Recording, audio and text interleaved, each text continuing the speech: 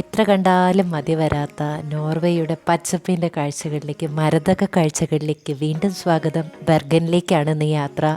നമ്മുടെ scenic mountain യാത്രയും ഫ്യൂഡ് cruise എല്ലാം കഴിഞ്ഞ് ഇന്ന് ബെർഗനിലേക്കാണ്. ബെർഗൻ്റെ പ്രത്യേകത എന്ന് വെച്ചിട്ടുണ്ടെങ്കിൽ നോർവേയുടെ പണ്ടത്തെ 13-ാം നൂറ്റാണ്ട് കാലത്തെ തലസ്ഥാനമായിരുന്നു ബെർഗൻ. ബെർഗനിലേക്ക് പോകുന്ന വഴി അതിസുന്ദരമാണ് കേട്ടോ.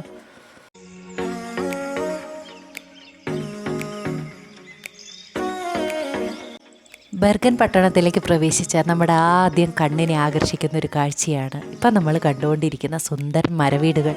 വെള്ള നിറത്തിലുള്ള ചായം പൂശിയ ഭിത്തികളും മേൽക്കൂരകളും എല്ലാം മരത്തിൽ പണിത അവരുടെ പൈതൃക സ്വത്തായി അവർ അഹങ്കരിക്കുന്ന മരവീടുകൾ.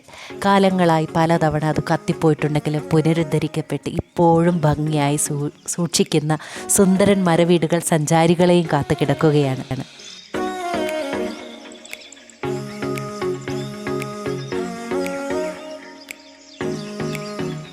ബെർഗൻ ഷാൻവോയൻ എന്ന ഉപദ്വീപിലാണ് ബെർഗൻ എന്ന നഗരം സ്ഥിതി ചെയ്യുന്നത്. നഗരം പർവ്വതങ്ങളാൽ ചുറ്റപ്പെട്ടതിനാൽ 7 പർവ്വതങ്ങളുടെ നഗരം എന്നാണ് ബെർഗനെ വിളിക്കുന്നത്.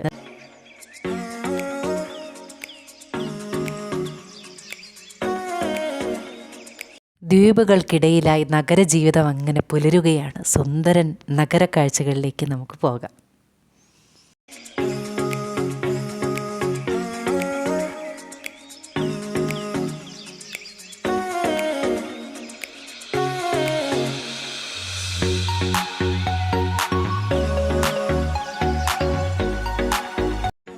ഇപ്പോൾ ബെർഗൻ്റെ സിറ്റി ടൂറിലാണ് കേട്ടോ. ഗ്രിഗാലൻ എന്ന് പറയുന്ന കൺസേർട്ട് ഹാൾ പോകുന്ന വഴിക്ക് കാണാം. വിശാലമായ പാർക്കിംഗ് ഏരിയകൾ, ബഹുനില കെട്ടിടങ്ങളിലായിട്ടുള്ളവ കാണാം. പഴയ കസ്റ്റംസ് ഏരിയ കാണാം, പോർട്ട് ഏരിയ കാണാം. ഇതെല്ലാം കൂടി നമ്മൾ ബസ്സിലിരുന്ന് ഒരു കാഴ്ച കണ്ടതിന് ശേഷം ഇപ്പോൾ ഇതാ ഈ കാണുന്ന ഫ്ലോയ് ബാനൻ എന്നറിയപ്പെടുന്ന മലമുകളിലേക്കുള്ള ഫണിക്കുലാർ ട്രെയിൻ സർവീസിൻ്റെ എൻട്രൻസിലാണ്. അപ്പോൾ അത് കാണാൻ പോകുന്നതിന് മുമ്പ് ബാക്കി ഭാഗങ്ങളും കൂടെ ടൗണിൻ്റെ ചുറ്റിക്കറങ്ങിയിട്ട് വേണം കാണാൻ. അപ്പോൾ ഇത്രയും കടലിൻ്റെ ഉള്ളിൽ കിടക്കുന്ന നഗരത്തിൽ നല്ല മത്സ്യവും കിട്ടുമല്ലോ അല്ലേ. അതാ മത്സ്യ മാർക്കറ്റിൻ്റെ അടുത്തേക്കാണ് എത്തിയിട്ടുള്ളത്. ഇടതുവശത്ത് ബിൽഡിങ്ങിനോട് ചേർത്ത് ഇറക്കി കെട്ടിയിട്ടുള്ള ഇതെല്ലാം നല്ല മത്സ്യം കിട്ടുന്ന സ്ഥലങ്ങളാണ്. നമുക്കവിടെ പോയിട്ട് മത്സ്യം വാങ്ങി റെസ്റ്റോറൻറ്റുകളിൽ കൊണ്ടുപോയി കൊടുക്കുകയാണെങ്കിൽ ഫ്രഷായി നമുക്ക് മീൻ അവിടെ നിന്ന് കിട്ടും.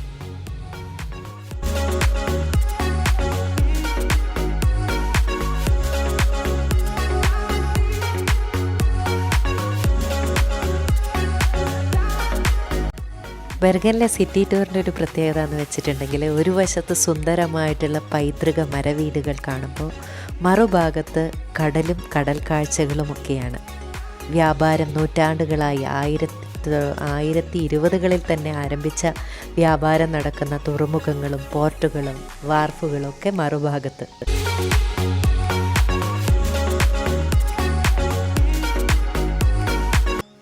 ഇങ്ങനെയൊക്കെയാണെങ്കിലും പച്ചപ്പിൻ്റെ തുരുത്തുകൾ, സുന്ദരമായ ഗാർഡനുകളൊക്കെ കാണാം.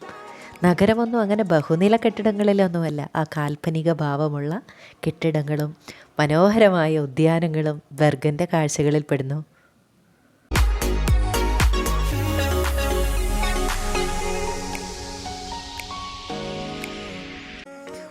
ഒന്നിറങ്ങി ഒരല്പം ഫോട്ടോയൊക്കെ എടുത്തതിന് ശേഷം വീണ്ടും യാത്ര ചെയ്യുമ്പോൾ ഇതായി സുന്ദരൻ പോർട്ടിലേക്ക് എത്തിക്കഴിഞ്ഞു. ബെർഗൻ്റെ പോർട്ട് ഏരിയയാണ്. വലിയ ജൈൻ വീലുണ്ട്, മനോഹരമായ വർണ്ണ ബലൂണുകളുണ്ട്.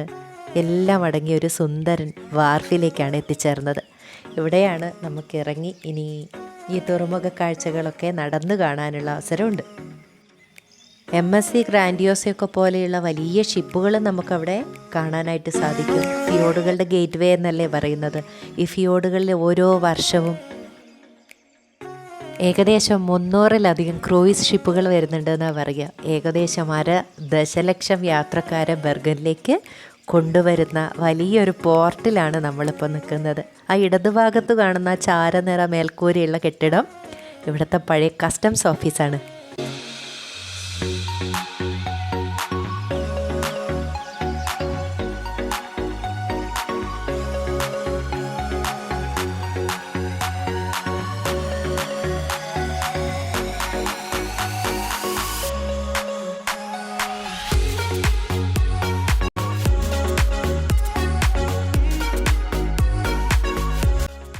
പോർട്ടിലെ കാഴ്ചകളൊക്കെ ഹൃദയത്തിലേക്ക് ആവാഹിച്ചു വരുമ്പോൾ മുമ്പിൽ കാണുന്നത് ഗ്രിഗാലൻ എന്ന പേരുള്ള നോർവേയുടെ കൺസേർട്ട് ഹാളാണ്. ബെർഗനിലെ കൺസേർട്ട് ഹാൾ.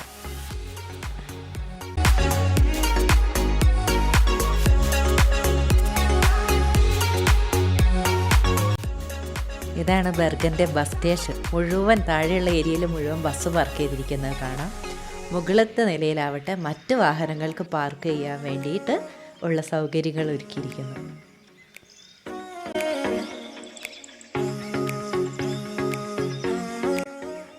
ചുരുക്കി പറഞ്ഞാൽ പാർക്കിങ്ങിന് വേണ്ടി നഗരം മുഴുവൻ നമ്മളെപ്പോലെ അലയേണ്ടതില്ല. പർവ്വതങ്ങളാൽ ചുറ്റപ്പെട്ട് കിടക്കുന്ന ബെർഗൻ്റെ നല്ല കാഴ്ചകൾ കാണാം. ഓസ്ലോയെ അപേക്ഷിച്ച് ബെർഗനിൽ എപ്പോഴും ഒരു മിതമായിട്ടുള്ള വേനൽക്കാലം കിട്ടുള്ളൂ പോലും. നല്ല ശൈത്യവും ഉണ്ടാവും. പിന്നെ എല്ലാ കാലങ്ങളെന്ന് പറഞ്ഞ പോലെ വിടാതെ ഒരു മഴയും. യൂറോപ്പിലെ തന്നെ ഏറ്റവും മഴയുള്ള നഗരമാണത്രേ ബെർഗൻ.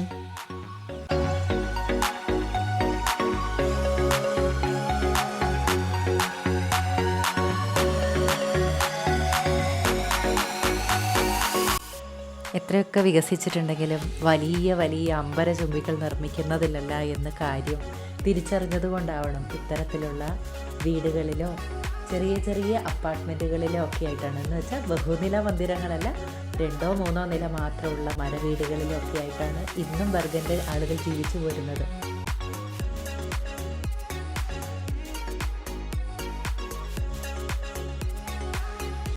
ഇനിയാണ് നഗരത്തിൻ്റെ വേറൊരു കാഴ്ച. വിവിധ നിറങ്ങളിലുള്ള മരവീടുകൾ എന്ന് പറഞ്ഞില്ലേ, ബ്രിഗാനിലൊക്കെയാണ് നമുക്കിത് കാണാനായിട്ട് സാധിക്കുക. എന്നാലും ബെർഗൻ്റെ ഈ ഒരു ടൗൺ ടൂറിൽ നടത്തുമ്പോൾ നമുക്ക് ഇത്തരത്തിലുള്ള വീടുകളെയും നമുക്ക് കാണുവാനായിട്ട് സാധിക്കുന്നുണ്ട്. സിറ്റി ടൂർ തുടരുമ്പോൾ തങ്ങളുടെ സമ്പന്നമായ പൈതൃകത്തിനെ പറ്റിയും നഗരാസൂത്രണത്തിനെ പറ്റിയും അതിലെ വൈദഗ്ധ്യത്തെ പറ്റിയൊക്കെ വളരെ പ്രൗഢമായി guide സംസാരിച്ചുകൊണ്ടേയിരുന്നു.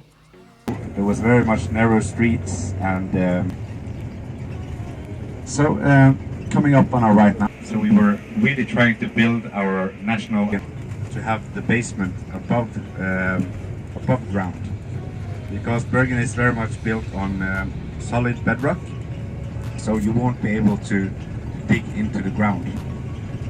So this is why many buildings have this basements or cellars above the ground.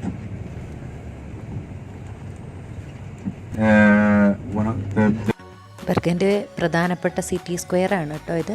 ഇപ്പോൾ ബെർഗൻ ടൂറിസ്റ്റുകളെയൊക്കെ സംബന്ധിച്ചിടത്താണെങ്കിൽ വളരെ ചിലവേറിയ ഒരു നഗരമാണ്. ഉയർന്ന GDPയും ഒക്കെയുള്ള നാടായതുകൊണ്ട് തന്നെ ജീവിത ചെലവുകൾ അധികമാണ്. ഓയിലും ഗ്യാസും ഒക്കെയാണ് ഈ നാടിൻ്റെ പ്രധാന വരുമാന മാർഗങ്ങൾ. അതൊക്കെ ഈ ബെർഗനിലെ തുറമുഖങ്ങൾ വഴി കയറ്റി അയക്കുന്നുണ്ട്. പർവ്വതങ്ങളുടെയും കടലിൻ്റെയും ഒക്കെ ഇടയിൽ കിടക്കുന്ന വളരെ ആകെ ഒരു കുറഞ്ഞ ഭൂമിയിൽ പോലും വളരെ നല്ല വിധത്തിൽ തന്നെ വൃക്ഷങ്ങളെല്ലാം നട്ടുപിടിപ്പിച്ച് ഗാർഡനുകളൊക്കെ സെറ്റ് ചെയ്തിരിക്കുന്ന കാണേണ്ട കാഴ്ച തന്നെയാണ്. മനോഹരമായ മറ്റൊരു സ്ക്വയറിലേക്കാണ് എത്തിയിരിക്കുന്നത്. അവിടുത്തെ കാഴ്ചകളും കണ്ട് ഫ്ലോയ് ബാനൻ പണിക്കോല ട്രെയിനിലേക്ക് യാത്രയാവുകയാണ് ഇവിടുന്ന്. ഇനി അതിൻ്റെ കാഴ്ചകളുമായി മറ്റൊരു എപ്പിസോഡിൽ കാണാം. Thank you.